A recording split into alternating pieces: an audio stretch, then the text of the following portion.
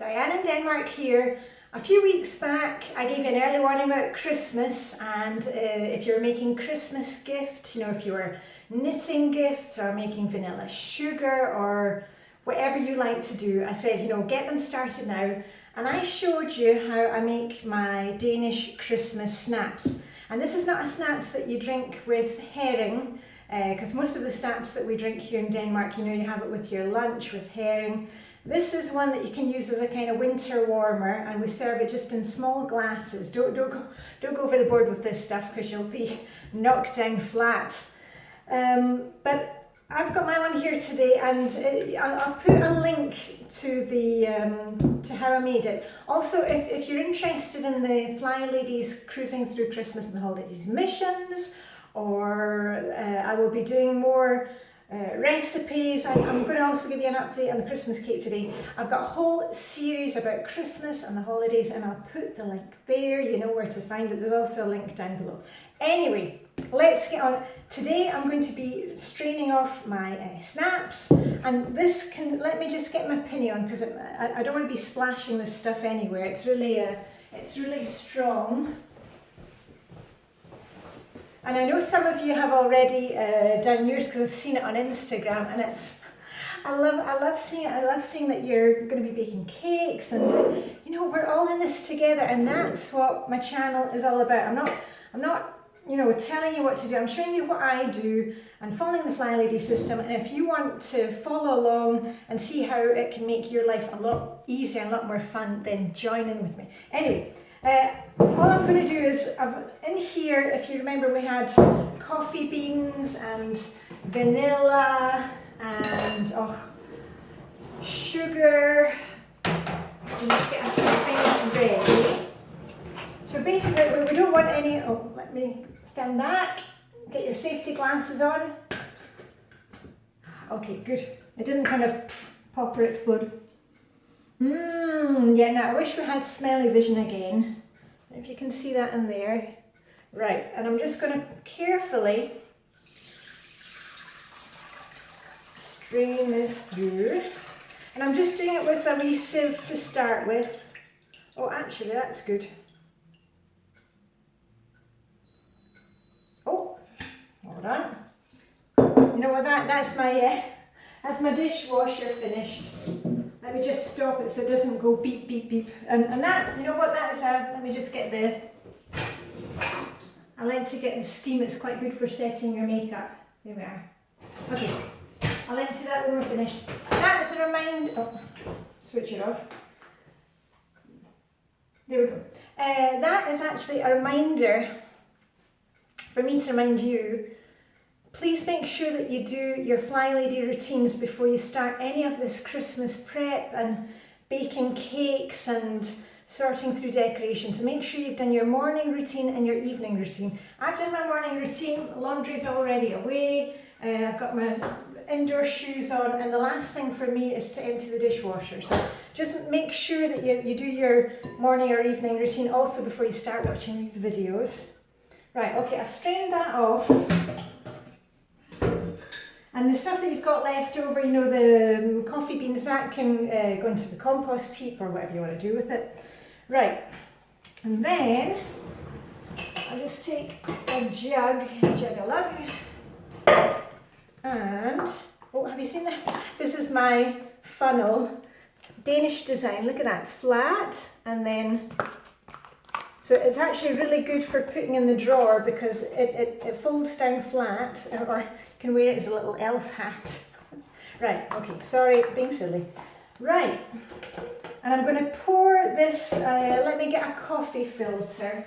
You don't need to do this stage, but it's just if there's any extra little, I don't know, impurities from the orange.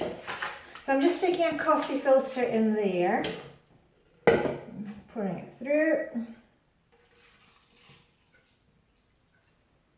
There we go.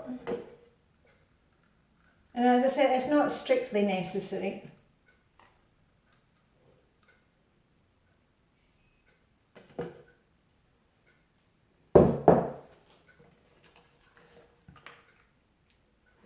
And you know what?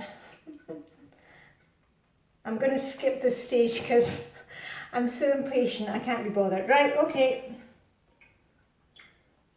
Remember, it doesn't have to be perfect. Right, I'm just going to pour it in here. And that way it's easier to get into my bottles. Okay, there's a wee bit of coffee grains at the bottom. Do you see that? But I can live with that. Right, oh, hold on, let me get a cloth. Just wipe my counter.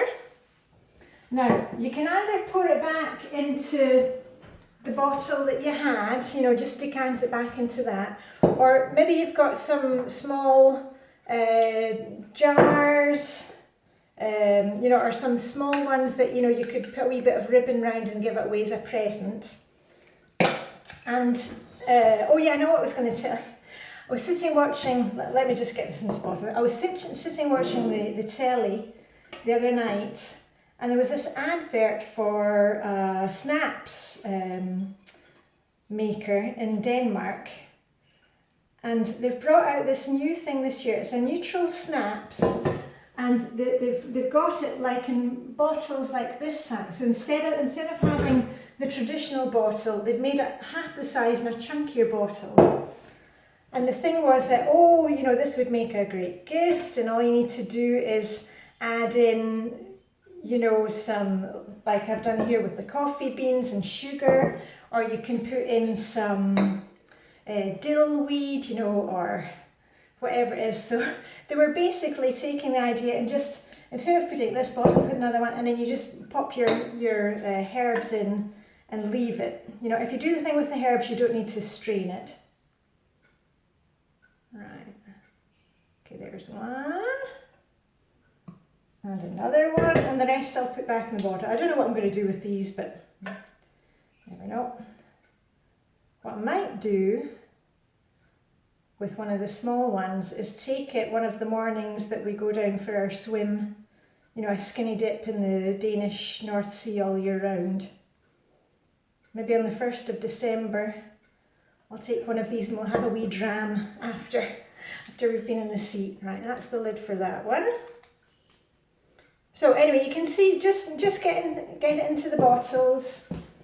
And if you haven't made the snaps yet, you know, there's still time.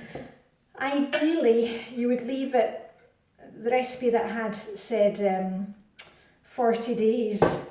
But you know what, I think probably after like 2 or 3 weeks, it'll have absorbed enough of the coffee and the orange and the sugar and the vanilla, and you'll be fine. Right, there we go. Woohoo! It is done. Right, and then I'll give you a wee update on Christmas cake and another gift that's easy to make. Right, and you know what? There's a wee few dregs of the coffee grains here. There we are. Do that. Right, we're done. Woo, yummy. It's beginning to look a lot like Christmas. Right, that's my snaps. Let me just wipe down here and tell you about the Christmas cake. Now, I made my Christmas cake at the weekend so that the whole family could make a wish. You know, we stir it and we make a wish. And you can see that, you know, in the video. The video's in the playlist. And what I did afterwards is either you can wrap it in greaseproof paper and put it in a box, you know, like a sealed Tupperware box. Or I've done mine in cling film, just because actually I quite like to see it on the stand. And I keep it in the dining room, and the trigger, when I do my weekly home blessing hour once a week, you will stab it with a skewer, you know, or something pointy, and pour over a couple of spoons of sherry, brandy, port, you know, whatever you have, any kind of alcohol. And we're just feeding the cake. Remember, this is a very, very rich fruit cake. It's also the type of cake that you would see often for weddings, you know, the big 3-tiered things. A really, really rich fruit cake that can keep for, you know, basically forever. And actually, if sometimes with wedding cakes, you know, they would have the 3 tiers. And, you know, when you're done with the cake, you know, you ice it, and we put on really thick marzipan and icing. That's the only part I liked when I was young. I didn't like the cake, I liked the marzipan and the icing. But the top tier of the cake, when you got married, you wouldn't cut that, you would keep it, take off all the icing and the marzipan, and you would basically keep it, you know, keep feeding it until the baby, you know, you had a baby and the baby was born. So anyway, weird old tradition. These days, you know, people have a baby first and then get married, or don't get married at all. So anyway, so I'm feeding this once a week, and just a few days before I'm going to ice it. I won't feed it anymore, just to leave it to kind of dry out so I can get it iced. Right, and when I was doing the, sorry for rambling on this morning, anyway, when I showed you how to make the Christmas cake, I also talked about a really easy gift that you can make, easy peasy, lemon squeezy, and it was just putting some sultanas or dried cherries or apricots, putting them in a jar. You know, if you've got some wee jars left over from, you know, from jam and stuff. Now this is the one that I did I made it on Saturday. You see there? And then what you do is you just keep on topping up. Check it every 2 or 3 days and just make sure that the fruit is submerged. So I'm just pushing the fruit down a wee bit. Okay, I'm just gonna try one of them right now. Do you want to see? Here's one of the raisins. Already tasting good. Gosh. I better not anymore, or else I'll be singing by lunchtime. So I'm just going to top up a wee drop and just make sure that the fruit is covered. Can you see that? There we go.